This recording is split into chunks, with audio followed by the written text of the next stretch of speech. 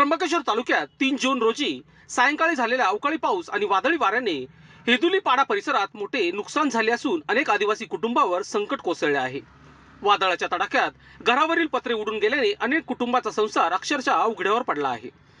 नैसर्गिक आपत्तीने गावात भीती आणि असुरक्षिततेचे वातावरण निर्माण झाले आहे। मिळालेल्या माहितीनुसार सायंकाळी सुमारे 5 वाजण्याच्या दरम्यान आलेल्या जोरदार वादळी वाऱ्यासह पावसामुळे हेदुलीपाड्यातील सुमारे 7 ते 8 घरांचे मोठ्या प्रमाणात नुकसान झाले।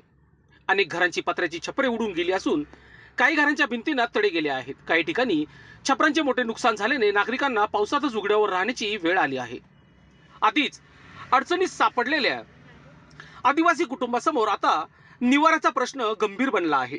घरांमध्ये साठवून ठेवलेले अन्नधान्य, कपडे व इतर जीवनावश्यक वस्तूंचेही नुकसान झाल्याची माहिती समोर येत आहे। पावसाळ्याच्या सुरुवातीला झालेल्या संकटामुळे ग्रामस्थांमध्ये संतापाची भावना निर्माण झाली आहे।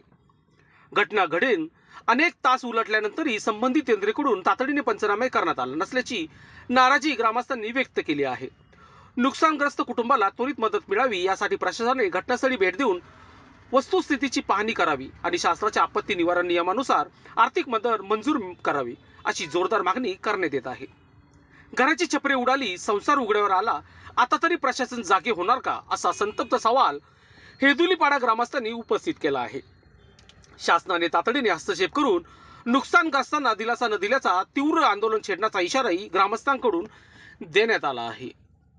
लोकशास्त्र न्यूज साठी त्र्यंबकेश्वर प्रतिनिधी सचिन गांगुर्डे। हेदुलीपाड्यात पाऊस जास्ती पडला, वायदा आली, आमची घराच्या नुकसानी झाल्या। आमची सरकारनं आमची दखल द्यावी, आमची भरपाई करून द्यावी। आज गरीब दुबळे आमची पाणी पावसात पोरं जेवण कुठं राहणार आहे तुम्ही? आमची हेदुलीपाड्यात लई नुकसान झाली। माझा घर पूर्ण फेकून दिला वायदळीला। वारा पाणी पाऊस लई जोरात पडला, घर आका फेकून दिला माझा।